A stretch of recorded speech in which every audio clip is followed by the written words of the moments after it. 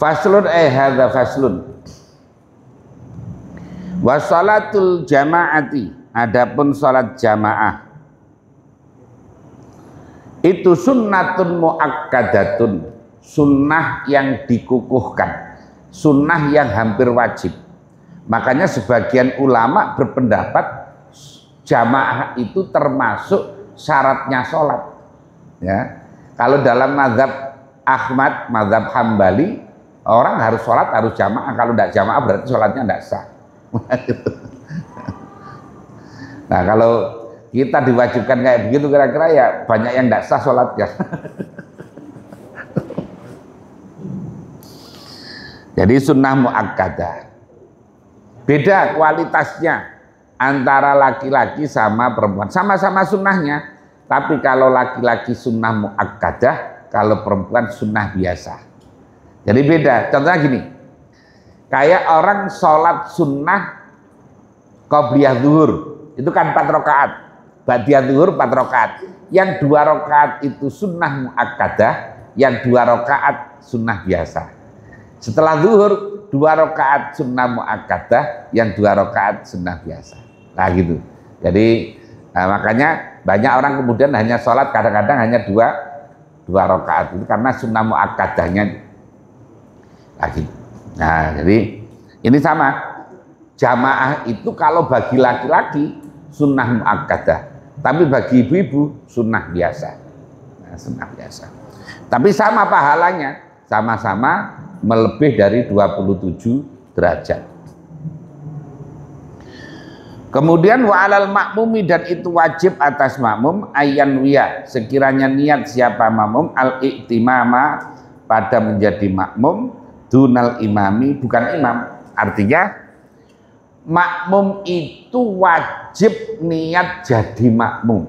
Jadi kalau ngikuti orang, ngikuti imam, wajib niat jadi makmum. Tapi untuk imamnya tidak niat jadi imam tidak apa-apa. Ya. Umpamanya di sini Ustadz Hamdi ngimami sholat asar, makmum semuanya harus niat jadi makmum. Imamnya tidak niat jadi imam tidak apa-apa. Tentu saja kalau imamnya berarti tidak jamaah, makmumnya yang jamaah. Nah gitu. Sama dengan begini contohnya. Ada orang yang sama-sama masbuk. Ada orang santri, 2 orang masbuk umpamanya. Kemudian imam kan sudah sholat, sudah selesai salam. Ini masih kurang 2 rakaat. Kemudian berdiri 2 orang ini. Yang satu mundur dikit menjadikan ini jadi imam. Nah itu boleh. Karena ngikuti orang sholat yang lain itu harus niat makmum. Kalau tidak niat makmum, batal sholatnya. Gak enak umpamanya sholat sebelah Ustadz Hamdi. Mau nyalip gak enak, kan senior bapaknya. Kan? Ini yang Ustadz Yasir sebelahnya mau nyalip gak enak, masa kalah senior kok nyalip kan gitu ya. Jadi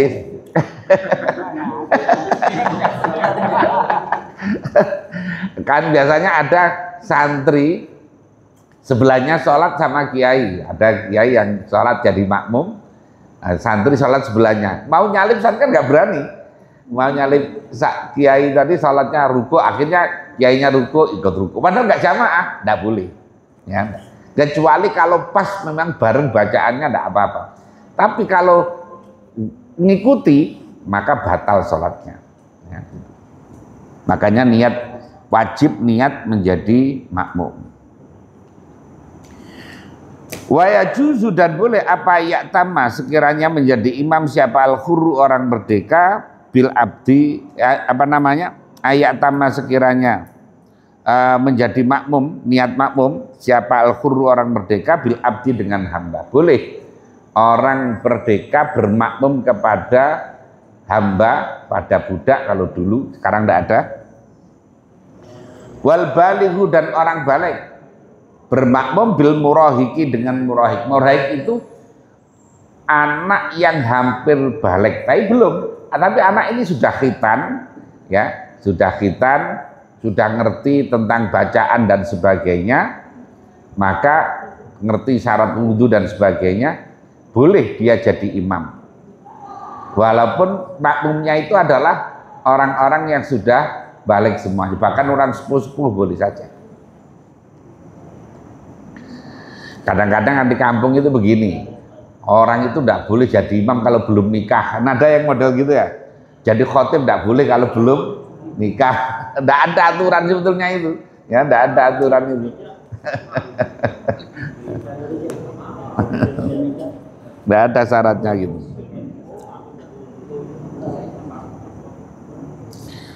Wala tasihhu, dan tidak sah apa qudwatu rajulin, mengikutinya orang laki-laki bimra'atin dengan orang perempuan. Tidak boleh orang laki-laki makmum kepada perempuan. Sekarang ada gerakan ini di Amerika itu, ya. Di Amerika itu ada dosen namanya Fatimah, siapa itu, profesor, itu ngimami jamaahnya, itu mahasiswa itu jamaahnya. Jadi ada begitu. Memang ada riwayat di apa namanya, di hadis itu, termasuk di Bulughul Maram, ada riwayat bahwa Nabi memerintah siapa namanya? Mama. Kalau nggak salah Mama yang menjadi imam di rumah. Ya, jadi di rumah. Ya itu hanya berlaku pada itu saja, tidak boleh kemudian. Ya, makanya hampir semuanya imam berpendapat bahwa laki-laki tidak boleh bermakmum kepada perempuan. Wala qari'un bi ummin, tidak boleh orang yang bacaannya baik bermakmum kepada imam yang bacaannya berantakan. Nah, tidak boleh. Jadi kalau makmumnya bacaannya baik, tidak boleh bermakmum kepada imam yang bacaannya tidak baik. Tapi kalau imam makmumnya bacaannya lebih baik, boleh bermakmum kepada imam yang bacaannya baik. Nah, gitu ya. Makanya imamnya sudah baik sebetulnya, tapi kemudian ada qori internasional yang namanya gitu, yang juara internasional pas makmum kepada dia, boleh. Ya, boleh. Nah, karena bacaannya lebih baik, boleh bermakmum kepada imam yang bacaannya baik. Tapi kalau imam bacaannya berantakan, maka tidak boleh makmum yang bacaannya baik bermakmum kepada imam yang bacaannya tidak baik. Bacaan yang baik itu ya tajwid dan makhrajnya benar. Kan bacaan itu ada mizan. Pertama ya ada mizannya, ada mizanul qiraah namanya. Umpamanya matobi'i ya hanya 2 harokat, jangan panjang-panjang. Umpamanya bismillah, kan gitu aja. Bismillahirrahmanirrahim. Alhamdulillah. Jadi hanya 2 harokat. Alhamdulillahirabbil alamin. Ar-Rahmanir-Rahim. Malikillah. Itu sama. Jadi sama. Tidak boleh pada Maliki Yaumiddin. Nah, kepanjangan. Nah, jadi kayak gitu contohnya. Terus kemudian ya makhrajnya benar. Kadang-kadang kan ada orang yang makhrajnya itu apa ya? Kan biasanya kalau orang Betawi itu kadang-kadang bedakan zal sama zai itu agak jumbo, ya. Umpamanya alladzina jadi allazina, kan gitu ya. Allazina. Ada yang zal itu jadi kayak jim. Rabbi ighfir lana, mestinya dzunubana, jadinya junubana. Iya. Karena di daerah saya itu ada ustadz yang biasa ngimami tahlil itu kalau doa begitu. Allahumma ighfir lana junubana wadah ini. Ini sudah dipanggil ustadz, kalau diingatkan nanti ngambek dia.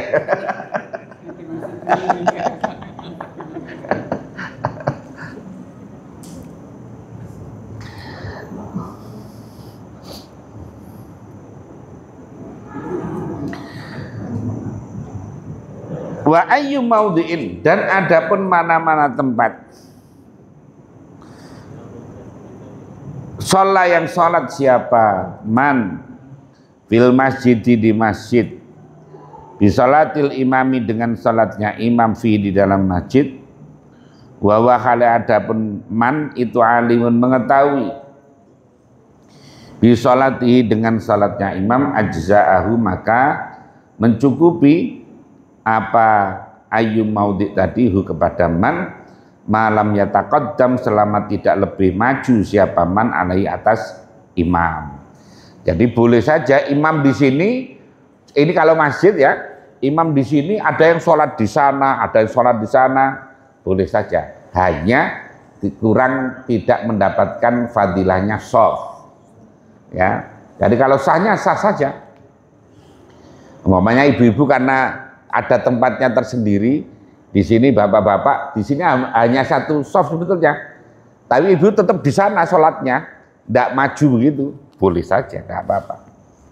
Makanya dikatakan wa ayyu maudhi'in shalla fil masjid bi sholatil imami fihi, yang penting mengetahui keadaan imam sholat, ma'rifatu akhwalil imam, mengetahui ya.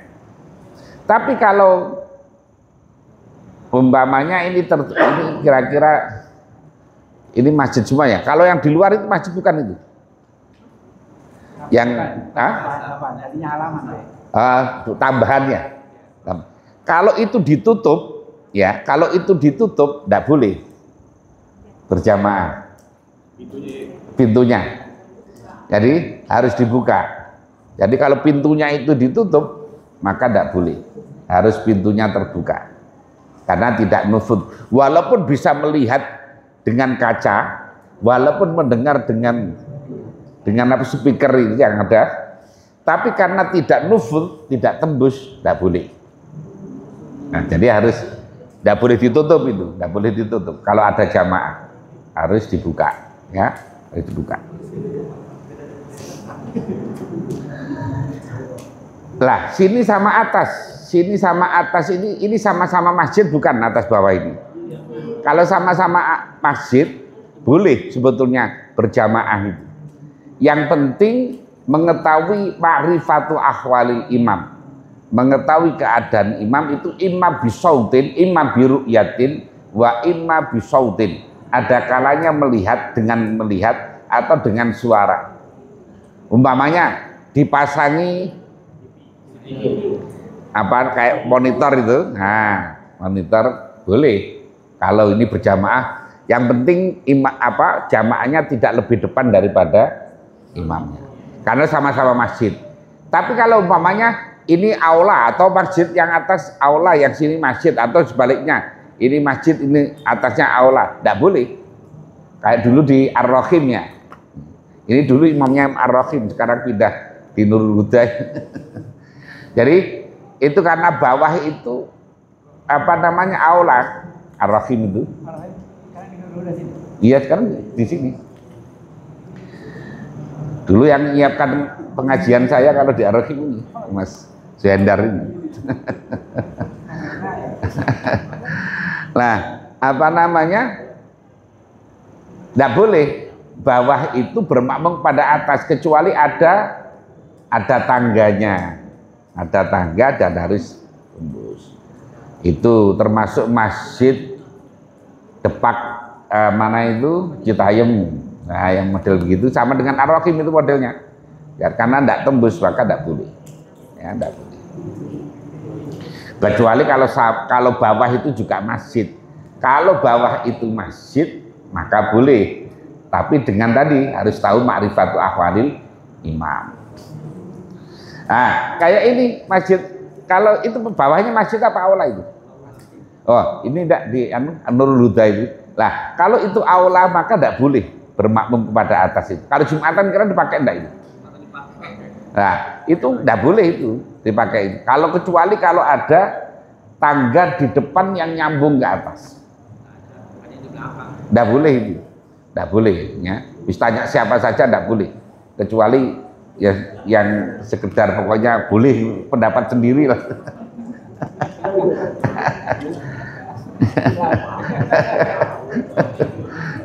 Iya, saya ingat betul. Nurul Huda itu ada bawahnya itu aula ya. Itu tidak boleh itu kalau berjamaah Jumat, umpamanya Jumatan di bawah itu ikut berjamaah ke atas karena tidak ada tangganya, tidak boleh. Walaupun ada monitor, Pak. Walaupun ada monitor, karena bukan masjid. Jadi jamaah itu begini, jamaah itu ada kalanya imam dan makmum berada di masjid. Ya, ada kalanya imam di masjid, makmumnya di luar masjid. Ada kalanya sama-sama di luar masjid, kan gitu. Contohnya, kalau ini sama imam kemudian jamaahnya di dalam, ya berarti sama-sama di dalam masjid. Imam, kalau itu syaratnya hanya ma'rifatu ahwalil imam, mengetahui keadaannya imam, ya. Itu tidak apa-apa. Yang kemudian tidak ada jarak. Kalau ada imamnya di dalam masjid, makmumnya di luar masjid, itu syaratnya banyak. Syaratnya ada ma'rifatu ahwalil imam, mengetahui keadaan. Yang kedua adalah harus tidak lebih dari 300 dirok. 300 dirok itu 150 meter. Ya. Kemudian harus nuful, harus tembus. Makanya kalau tadi ditutup pintunya, sebelah sana tidak boleh, makmum sini. Jadi kalau lagi ada jamaah, karena khawatir, wah ini kalau dibuka kan AC-nya nggak dingin. Nah tapi kalau nggak muat itu, kalau nggak muat pada sholat di luar sana, ya tidak sah jadinya. Yang luar aja yang nggak sah. Iya, yang tidak sah yang luar. Nggak jamaah secara keseluruhan ya. Enggak.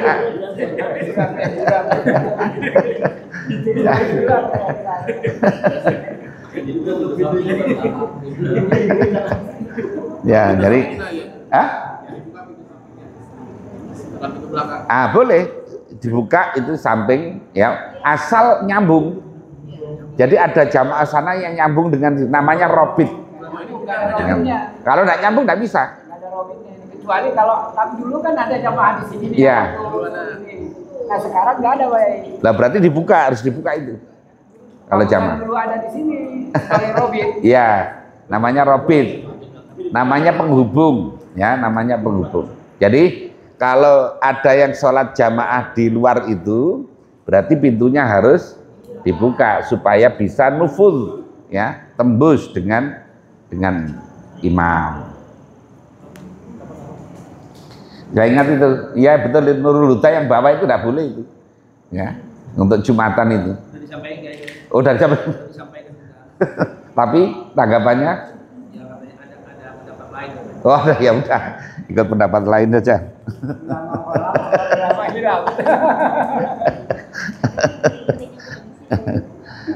Kalau itu bawah masjid boleh. Jadi kalau bawahnya itu hukumnya masjid boleh. Tapi kalau itu adalah aula, maka tidak boleh bermakmum dengan atas. Itu sama di Ar-Rahim, sama di Departemen Agama Kemenak sana itu apa? Citayam itu dulu Bu siapa Rofaah ya.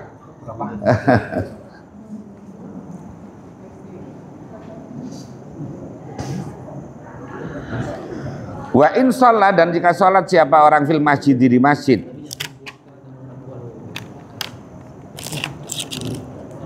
wal makmum, sedangkan makmum itu kharijal masjid, di luar masjid, qariban kali dekat minhu dari makmum, dari imam, wawa adapun makmum itu alim mengetahui